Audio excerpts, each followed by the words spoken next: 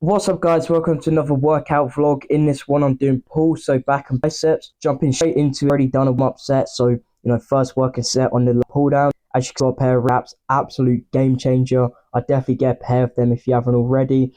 I went up from 45 to about 52 kg in like a week. So they're an absolute game changer, right?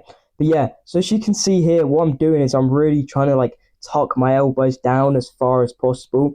And when I do, I hold it, I squeeze, and I tuck my elbows as far down because that's what you want to do with this exercise. You don't want to, just throw it around mindlessly. You want to genuinely tuck your elbows in and go slow on the way back up.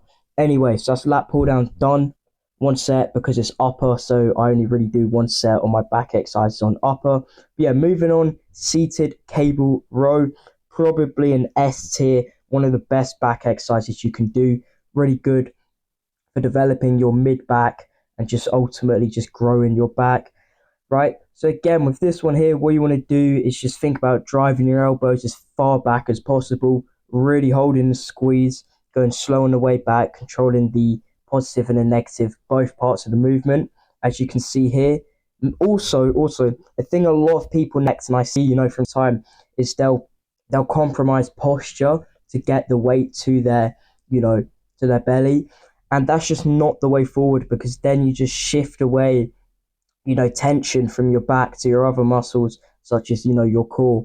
So just maintain like an upright posture and don't just like, lean forward or bend too far back. But yeah, that's back pretty much done. Two exercises, only do two exercises on upper.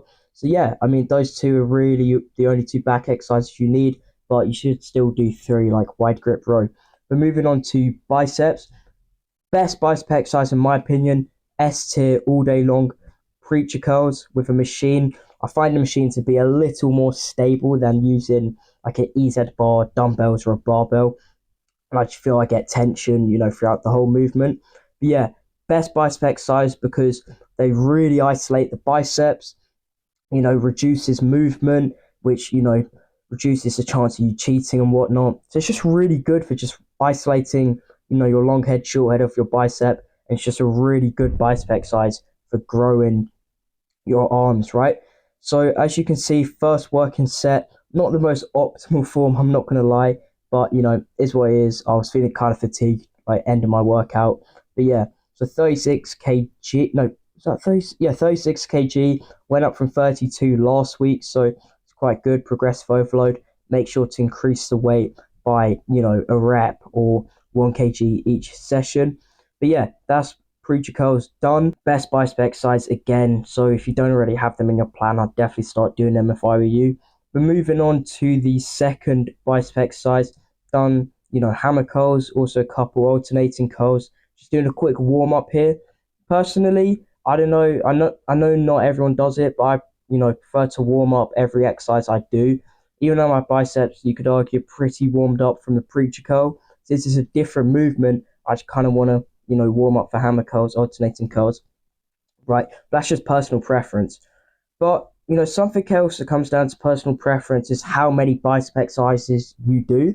And a lot of people get it wrong because they think you need to do 3, 4, 5 bicep exercises to grow, your biceps. But that's just not the truth. And I've done research on it, and what I can say at least is that the biceps are like the easiest muscle group to train.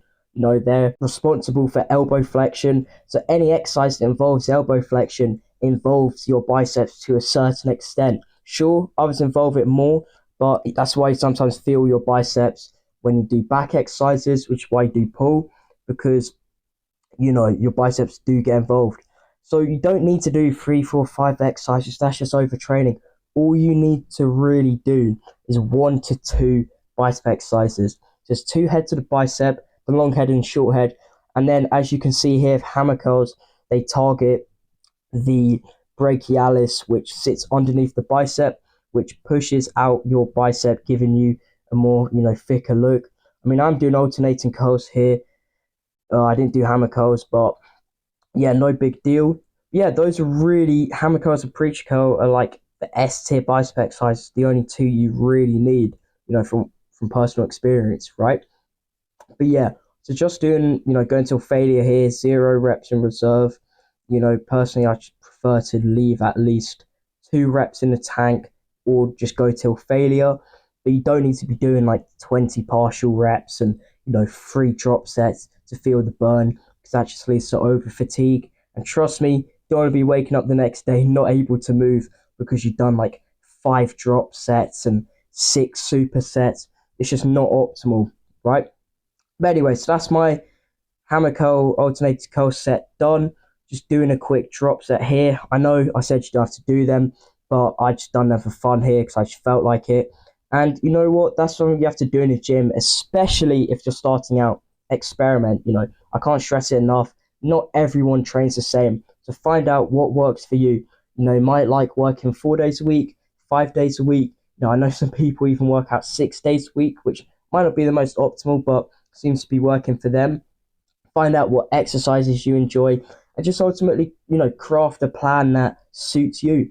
Not everyone trains the same, right? I have a friend who does 1 set. Personally, I don't find it to be enough, and I don't do 1 set. I normally do about 2 sets, 6 to 8 reps.